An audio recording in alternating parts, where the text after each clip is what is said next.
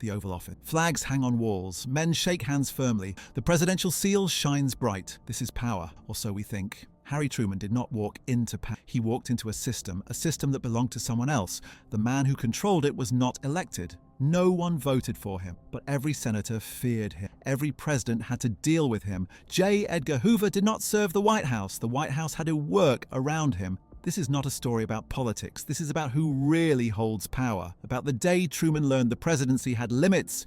Limits he never saw coming. Power in America did not sit where the Constitution said it did. It never really had. April 12, 1945. Franklin Roosevelt is dead. Harry Truman stands in a room. His hand is up. He takes the oath. He is now president, but he does not feel ready. He was vice president for just 82 days. Roosevelt told him almost nothing. No secrets, no plans, no warnings. Truman did not even know about the atomic bomb.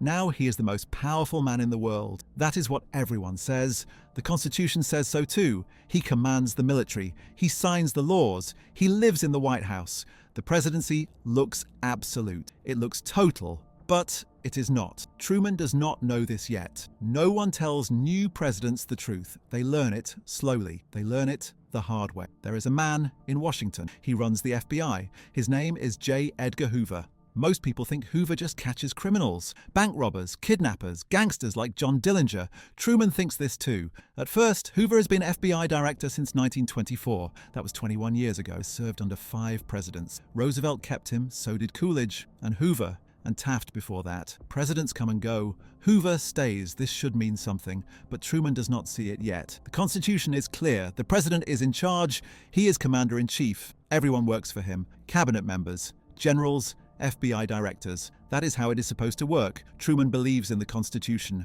He believes in American democracy. He believes the people elect their leaders, and those leaders have the power. This is the myth, the beautiful myth, the one taught in schools.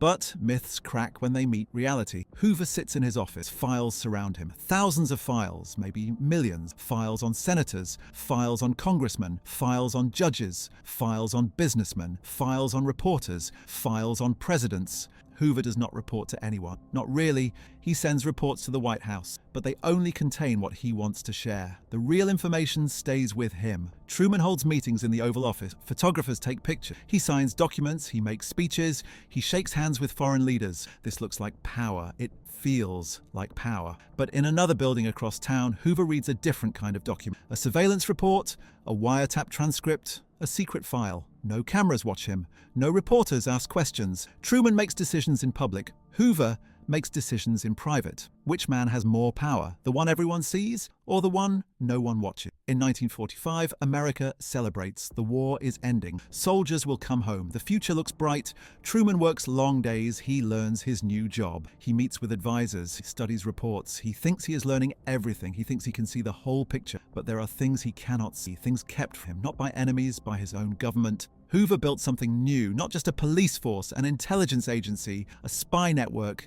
Right here in America, the FBI watches citizens. It taps phones, it reads mail, it follows people, it takes photos, it builds files. Some of this is legal, some of it is not. No one knows which is which. That is the point. Hoover does not ask permission. He does not wait for warrants. He does what he thinks is needed. Who will stop him? Congress, they fear him. The courts, they do not know what he is doing. The president is too busy, too new, too unaware. Truman focuses on big things. The end of World War II, the start of the Cold War, the economy, jobs, housing. He does not focus on the FBI. Not yet. This is his mistake. But how could he know? Every president makes this mistake. They think the bureaucracy serves them. They think their authority is real. They do not see the quiet power. The power that does not need elections. The power that comes from knowing secrets. Hoover knows secrets. So many secrets. He knows which senator drinks too much, which congressman has a mistress,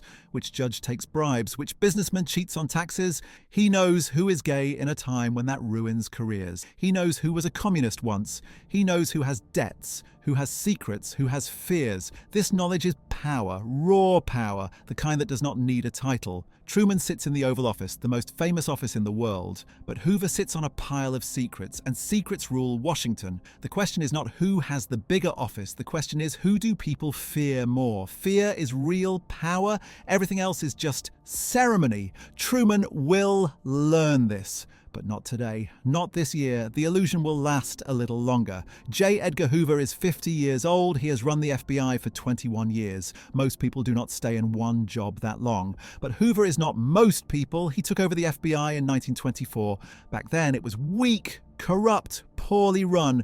People did not respect it. Hoover changed everything. He built new rules, he hired new agents, he created training programs, he made the FBI professional. This was good. America needed a strong FBI, but Hoover did not stop there. He kept building, he kept growing. He turned the FBI into something else, something more.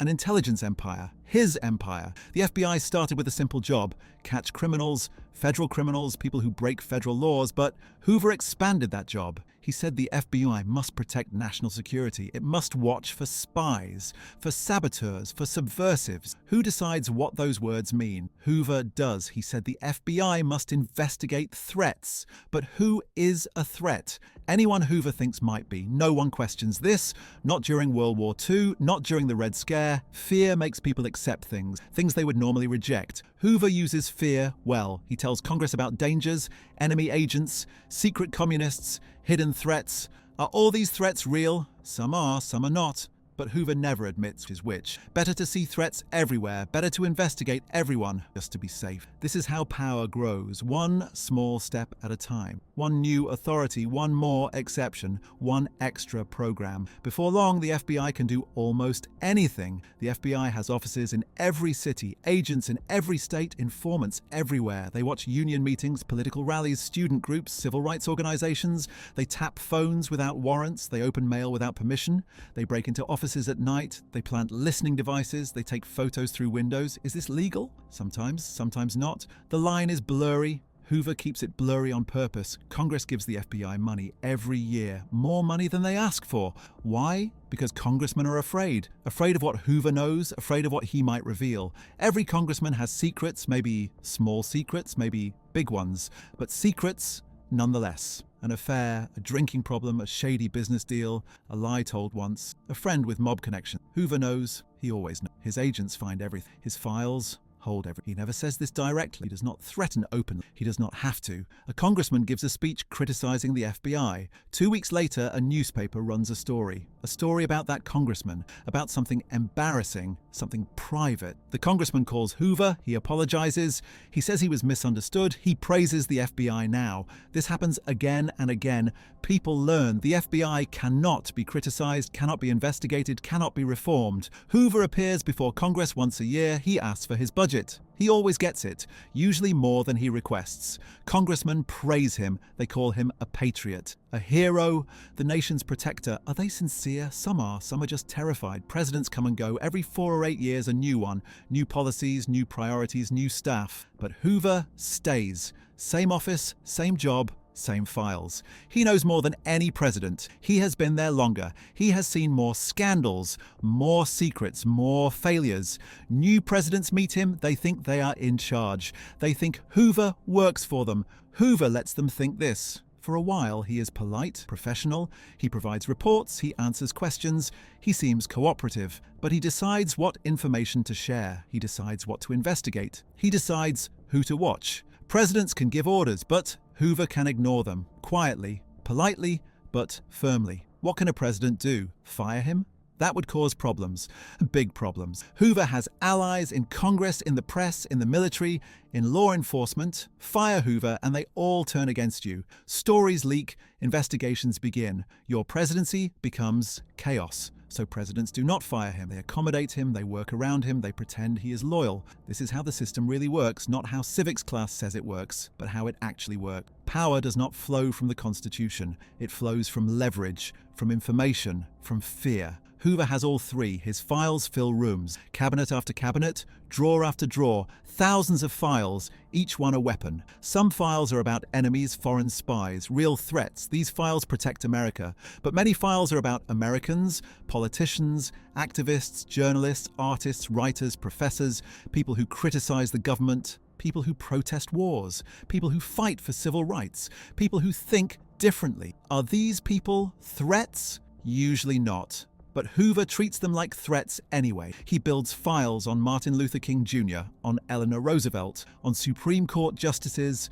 on senators and congressmen, on presidents. The files contain everything. Private conversations, personal letters, photos, financial records, medical records, affairs, addictions, mistakes, lies. Nothing is too private, nothing is sacred, everything goes in the files. And the files never disappear. They stay forever, waiting, ready to be used. This is Hoover's empire, built in shadow, hidden in plain sight. Everyone knows it exists. No one dares to challenge it. Not yet. Truman sits at his desk. He reads a memo. His face tightens. The memo is about the FBI, about methods Hoover is using, about programs Truman never approved. Truman does not like this. He believes in rules, in proper channels, in following the law. He calls a meeting. He wants to talk to Hoover, to understand what is happening, to remind him who is president. Hoover arrives on time, always on time. He wears a dark suit. He carries a briefcase. His face shows nothing. The meeting is polite, too polite. Truman asks questions.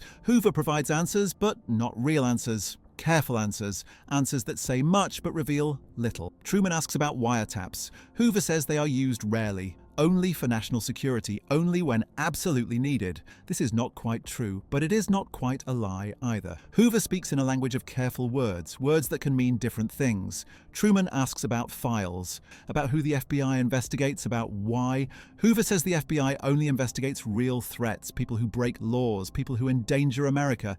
Again, this is not the whole truth, but Hoover does not lie. He just does not tell everything. Truman feels frustrated. He cannot point to a specific lie, but he knows something is wrong. He can feel it. Hoover sits calmly. He has done this before, many times with other presidents. He knows how to handle these meetings. He shows respect. He calls Truman Mr. President. He nods at the right times. He takes notes, but he gives nothing away. He makes no promises. He admits no mistakes. The meeting ends. Hoover leaves. Truman sits alone. He feels unsettled, like he just lost a fight he did not know he was in. Truman writes in his diary that night he does not trust Hoover. He thinks Hoover has too much power, too much independence. But what can he do? Fire him? That would look bad.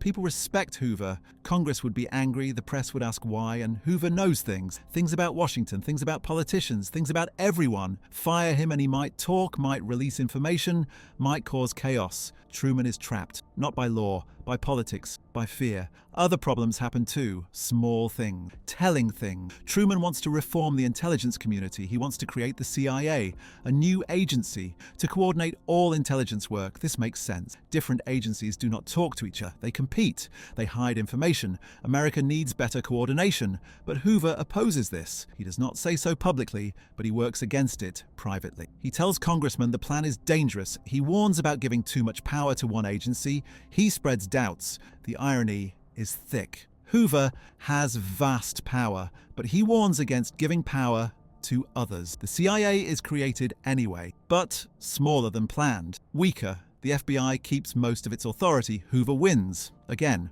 Truman tries other reforms too. He wants better oversight of the FBI, more accountability, regular reports. Hoover agrees on paper. He sends reports, but they contain only what he chooses. The rest stays hidden. Truman tries to place loyalists in the Justice Department, people who will watch Hoover, who will tell Truman what is really happening.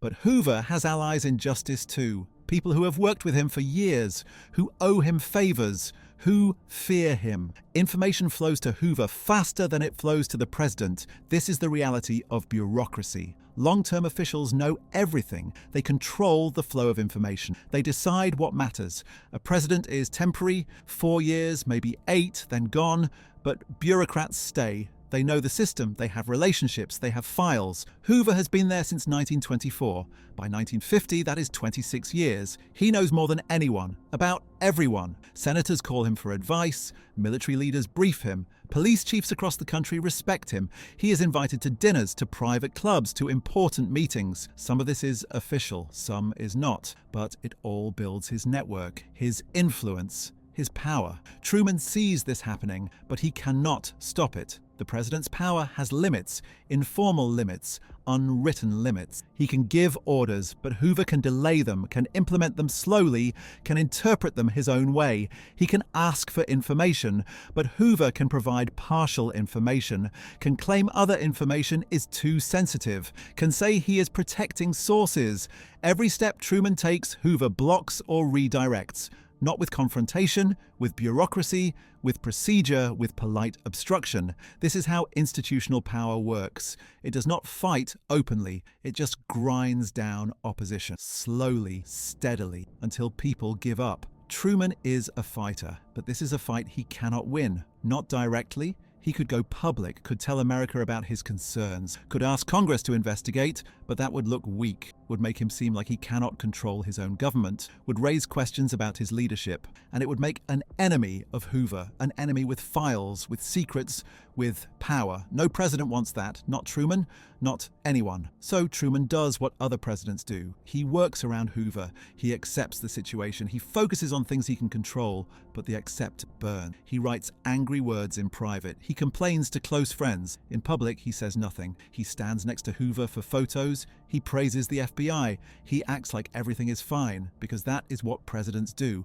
They pretend. Knowledge is power. This is not just a saying, it is the truth. Hoover understands this better than anyone. He built his empire on information, on secrets, on knowing what others want to hide. The files are everything. They are his weapon, his shield, his insurance policy. No one knows how many files exist. Thousands, certainly. Maybe tens of thousands. They fill entire rooms at FBI headquarters. Some are official, part of real investigation. These follow rules, have documentation, can be audited, but other files are different. Personal files, secret files, off the books. These files have no oversight, no rules, no limits. They contain whatever Hoover wants them to contain. A senator visits the FBI. Hoover welcomes him warmly. They talk about crime, about communism, about America's safety. Then Hoover mentions something casual, something small. I heard your son had some trouble in college. I hope everything worked out. The senator He never told anyone about that. It was handled quietly, privately. But Hoover knows. He always knows. The message is clear. I have information about your family. I will not use it. Unless I need to. This is not a direct threat. Hoover never threatens directly. But the senator understands, everyone understands, the FBI watches, everyone learns everything, forgets nothing. Martin Luther King Jr. leads the civil rights movement. He fights for justice, for equality, for change. Hoover hates this. He thinks King is dangerous, a troublemaker, maybe a communist. The FBI investigates King. They tap his phones, they bug his hotel rooms, they follow him everywhere. They learn about his private life, his relationships, his personal struggles. Hoover wants to destroy King, not arrest him, destroy him, ruin his reputation, end his influence. The FBI sends King an anonymous letter. It contains threats. It suggests he should kill himself. This is evil, corrupt, illegal, everything the FBI should not be. But Hoover feels no shame. He thinks he is protecting America, that the ends justify the means. This is how power corrupts. When someone decides they know best, when they place themselves above the law, when they answer to no one. Eleanor Roosevelt speaks out on social issues. He fights for the poor, for minorities, for women. Hoover investigates her too. He builds a file, thousands of pages. He looks for anything to use against her. He finds little. She is careful, principled, but he keeps watching anyway. The file grows. Supreme Court justices are not safe either. Hoover investigates them, learns their habits, their friends, their weaknesses. Why? Because they might rule against the FBI someday. Better to be prepared, better to have leverage. This is paranoia, but it is also strategy. Hoover thinks ahead. Always ahead. Journalists write about the FBI. Some praise it, some criticize it. Those who criticize it face consequences. Their phones are tapped, their sources are identified, their private lives are investigated. Stories appear about them, embarrassing stories in other newspapers from unknown sources. The message spreads: do not investigate the FBI, do not criticize Hoover, or you will pay. Most journalists learn this lesson. They write careful stories, positive stories, safe stories. A few do not learn. They keep investigating. They keep asking questions. Bad things happen to them. Their careers stall, their reputations suffer. Sometimes they lose their jobs. Is this Hoover's doing? No one can prove it, but everyone suspects it. This is how a free press dies. Not from censorship, from fear, from self-censorship, from knowing some stories are too dangerous to tell. Congress should investigate the FBI, should provide oversight, should ask tough questions, but they do not. Not really. They hold hearings, but the hearings are friendly, gentle, congratulatory. Hoover testifies, he gives impressive speeches, he shows crime statistics, he talks about threats facing America. Congressmen thank him, praise him, give him whatever he wants. Why? Because every congressman fears what Hoover knows, what he might reveal, what might appear in newspapers. A few brave congressmen ask hard questions, question the FBI's methods, suggest reforms. These congressmen face problems, investigations of their finances, stories about their personal lives, challenges in their next election. They usually lose, or quit, or stop asking questions. The pattern is clear: oppose Hoover and suffer, support him and prosper. This is not democracy. This is something else, something darker. Truman sees all this. He hears the rumors. He receives complaints. He knows what is happening, but he feels powerless. Hoover is too strong, too connected, too dangerous. Truman could fire him. Legally, he has that power. The president can fire any federal employee. But politically, that would be suicide. Congress would revolt, the press would attack, the public would be confused, and Hoover would fight back with information, with leaks, with chaos. Who knows what Hoover has in his files? What secrets about Truman's administration, about Truman himself? Better not to find out. Better to leave him alone. Better to work around him.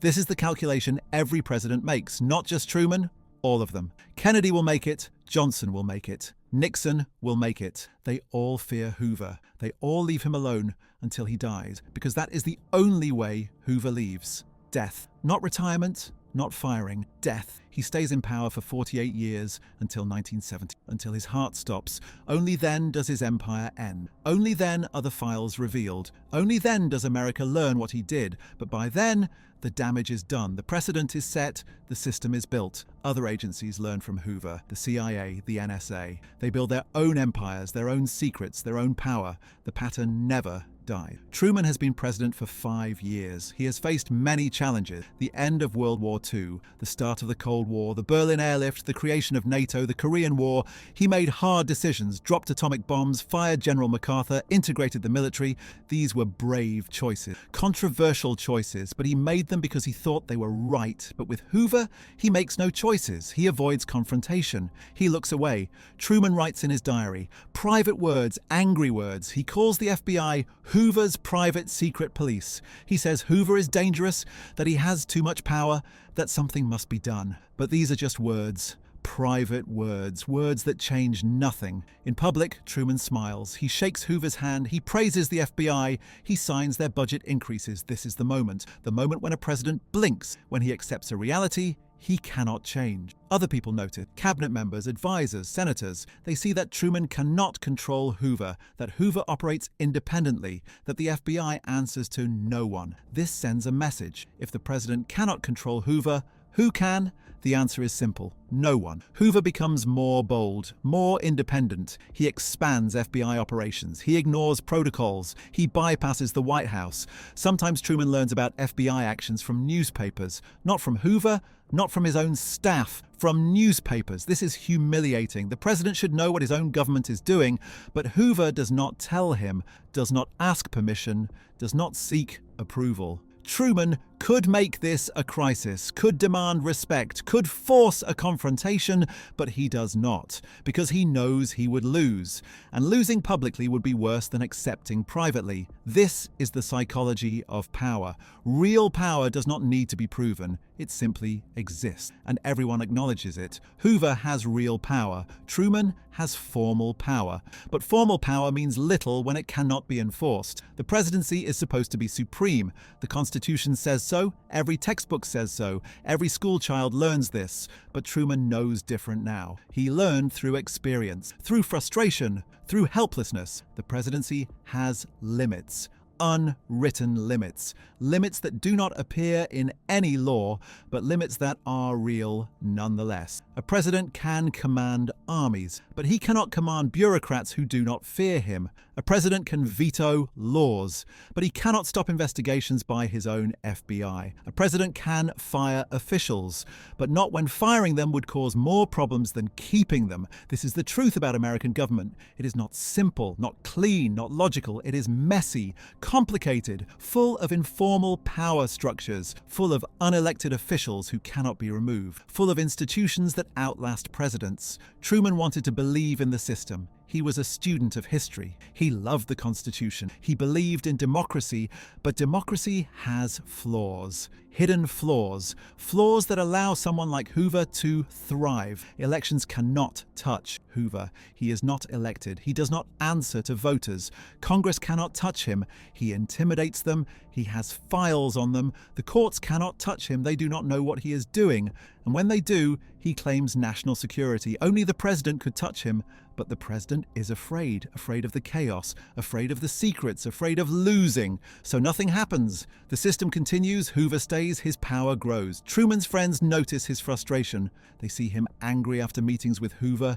They hear him complain. Some suggest action. Fire him, replace him, take control. But Truman shakes his head. It is not that simple. And it is not. Removing Hoover would take political capital, lots of it. Maybe all of it. Truman needs that capital for other things, for passing laws, for fighting the Korean War, for dealing with Republicans. He cannot spend it all on a fight with Hoover, a fight he might not win. This is the calculation, the cold, practical calculation. It makes sense politically, but it means accepting defeat, accepting that some parts of government are beyond presidential control. This acceptance changes Truman. He becomes more cynical, more careful, more aware of limits. He stops believing the presidency is all-powerful. He sees it for what it is. One important office among many, with influence, yes, but not with absolute power. This realization is devastating, not because Truman is vain, but because he believed in the system, believed it worked the way it was supposed to. Now he knows it does not, and he cannot fix it, cannot even talk about it publicly, because admitting presidential weakness would make everything worse, would embolden others, would create more problems. So he suffers in silence, writes angry diary entries, complains to close friends, but does nothing. This is the moment historians miss. They write about Truman's decisions, his policies, his speeches, but they miss this quiet surrender, this internal defeat, this acceptance of powerlessness. It is not dramatic, no crisis, no headlines, just a slow realization that spreads through his mind. He is president, but he is not in charge. Not completely, not of everything. Other forces matter, other power centers exist, and some of them cannot be controlled. This is the truth about American power. It is divided, fragmented, competed over. The president is one player, an important player, but just one player. Hoover is another player, playing a different game by different rules with different tools, and in this particular game, Hoover is winning. Truman knows this, accepts this, hates this, but can do nothing about it. Truman leaves office in January 1953. Eisenhower becomes president. The same drama repeats. Eisenhower meets Hoover. Eisenhower learns about FBI power. Eisenhower decides not to fight. Then Kennedy. Same pattern. He wants to fire Hoover. His brother Robert, the Attorney General, tries to rein him in. But Hoover survives. Again. Then Johnson. Johnson fears Hoover more than anyone. He knows Hoover has files on him. Personal files, damaging files, so Johnson does nothing. Promotes Hoover, praises Hoover, keeps Hoover happy, then Nixon. Nixon hates Hoover, wants him gone, but fears what might happen if he acts. Hoover finally dies in 1972. In office, still FBI director, after 48 years. His death is the only thing that ends his reign. Nothing else could. But the system he built does not die with him. It continues, it evolves, it spreads. The FBI remains powerful, more professional now, more accountable, but still powerful, still independent. Other agencies learn from Hoover's model. The CIA, the NSA, the DEA, they build their own bureaucracies, their own secrets, their own power bases. They operate in shadows, they claim national security, they resist oversight. Presidents come and go, but these agencies remain, growing, expanding. entrenching. This is Hoover's legacy, not catching criminals, not fighting communism, but creating a model for unaccountable power. A model where institutions become stronger than elected officials, where secrecy trumps transparency, where fear maintains control. After Hoover dies, his files are discovered. Thousands of files on everyone important. Congress investigates. They learn what he did, the illegal wiretaps, the blackmail, the intimidation, the abuse of power. Americans are shocked, angry, betrayed. How did this happen? How did one man gain so much power? How did he keep it so long? The answers are uncomfortable. He kept it because everyone let him, because people were afraid, because institutions failed, Congress failed. They had oversight responsibility, but they did not use it. They praised Hoover instead of investigating him. The Justice Department failed. They supervised the FBI on paper, but in reality, Hoover supervised them. The courts failed. They trusted the FBI, believed FBI testimony, approved FBI requests without questioning enough. The press failed. Some reporters investigated, but most did not. They accepted FBI claims. They feared FBI power, and presidents failed. From Roosevelt to Nixon, they all knew about Hoover's methods, his files, his intimidation, but they did nothing. They chose convenience over courage. They chose political survival over reform. This is the real scandal. Not that one man was corrupt, but that the entire system allowed it, enabled it, participated in it. The lessons should have been clear. Create better oversight, limit FBI independence, protect civil liberties, prevent future Hoovers. Some reforms were made. The FBI got new rules, new directors with term limits, better accountability. But the fundamental structure remained. Intelligence agencies still operate in secret, still resist oversight, still accumulate power. Why? Because the problems Hoover exploited still exist. Fear still works. Tell people about threats and they accept anything. Surveillance, secrecy, reduced freedom. Information is still power. Agencies that control information control decisions, control narratives, control outcomes, and institutions still outlast politicians. A senator serves 6 years. A president serves 4 or 8. But agencies last forever. This creates a permanent government, a deep state, some call it, not a conspiracy, but a reality. Career officials who stay for decades, who know every procedure,